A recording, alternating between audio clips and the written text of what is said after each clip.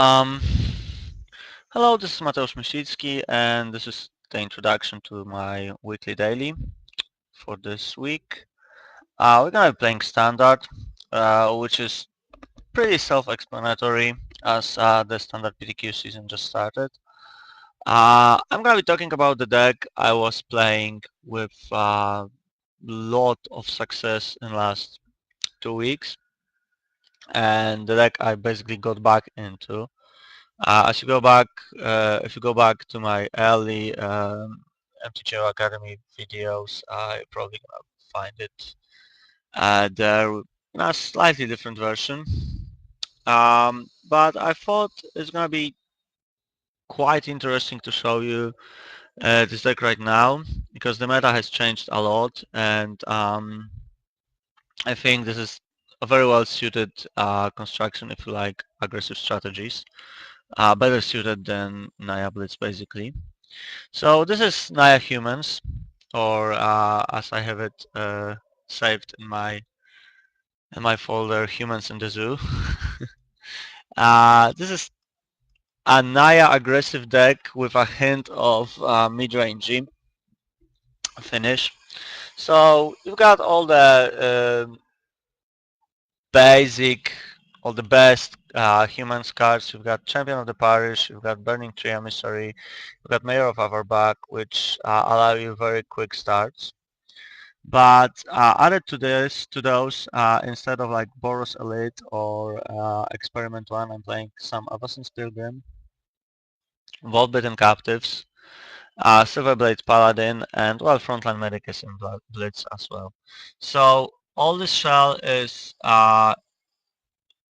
built around Champion of the Parish, Mayor of Averback synergy, obviously Burning Tree Emissary as well, and then like attacking with Frontline Medic. You know all that from Naya Blitz is pretty self-explanatory. But what my deck is trying to do different after attacking with like all those guys, it has some Assassin's Pilgrim which allow me to cast two of Handmaster of the Fells and two of Garuk Relentless in the main deck. It has two Restoration Angels to bounce those to save some guys from the removal.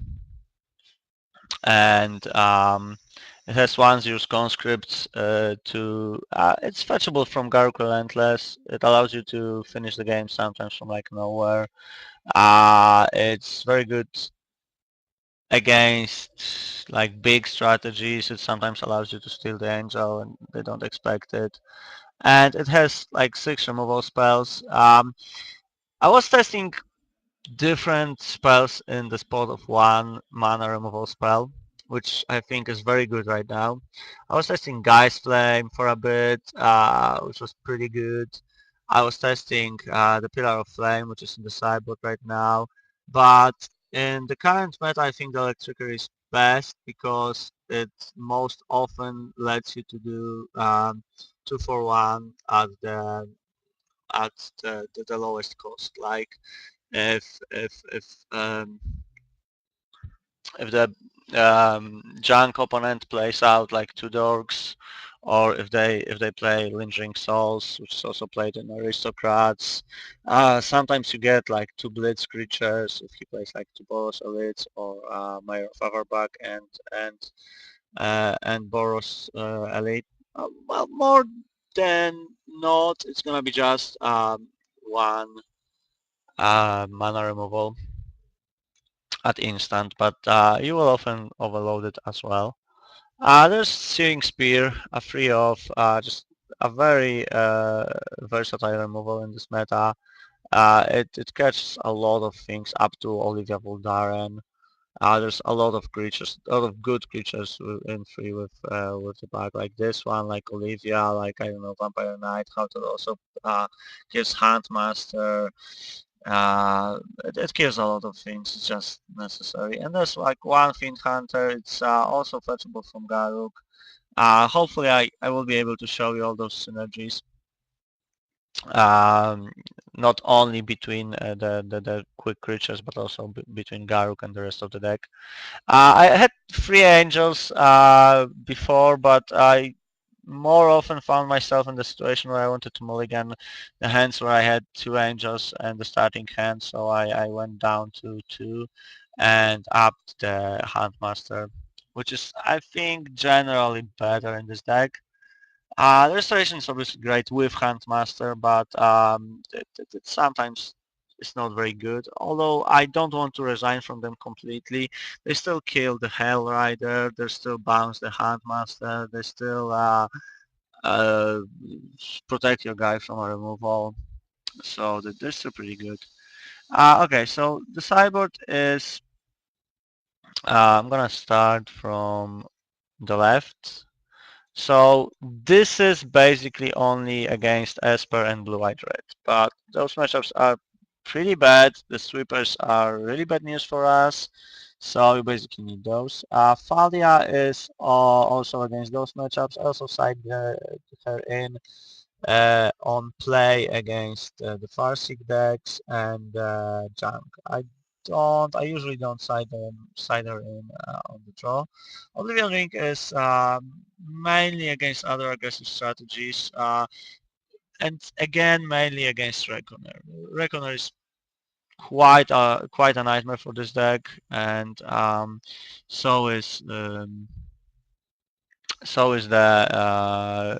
Falcon of Aristocrat, and this card basically deals pretty well with both of those. Um, so here's that.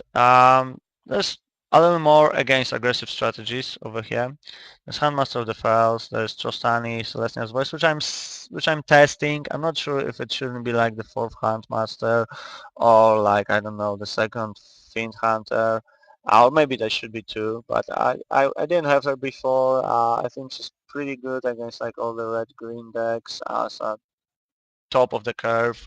I'm not sure that my mana base can support her, so that's like a one test card I'm gonna do here. And there's two Pillar of the Flame. Pillar of Flame. This is pretty good against like any aggressive deck. It kills Cackler, it kills the champion with one counter, so it's much better. It's usually much better on the draw than Electricary. But I also picked it because I had problems beating zombies and stranglewood guys. So maybe it should be free somewhere. Like maybe there should be another one in the main deck, maybe for like one Swing Spear. I don't know. I'm gonna see how the meta is gonna evolve and then see how I want to like divide my removal. And there's like one extra Handmaster of the Files, just a little bit more to like trump those blitz decks and have something good in the mid game against mono red. So this is Naya Humans. I made a bunch of top 8 premier event finishes with it, like countless free ones in daily events, and I also got into the semi-finals of the PTQ, the online PTQ this weekend with this deck, going 9-1, 8-1, sorry, yeah, 8-1 in Swiss, and then I beat him Blitz in the quarters, and I lost to the winner, the blue-eyed red player, VFS in the semis, but it was pretty close match. I won game 1 pretty handily as he didn't draw any of his two supreme verdicts. And game 2 he just crashed me with like static casters and then drawing like other removal. And game 3 we went to the situation where he got the supreme verdict from his turn to Augur, and then let me just join the event. Yeah, I'm not joined it. Yeah, so I knew he had the Supreme Verdict. He wasn't casting it for a long time. He was blocking me with like Augur and an Angel before he could, as long as he could. Then when he casted it, I had the Boros Charm ready for it, but he top decked another one and he won this way. So this went pretty fortunate for him. So yeah, let's see how this is gonna actually work out, and see you around one.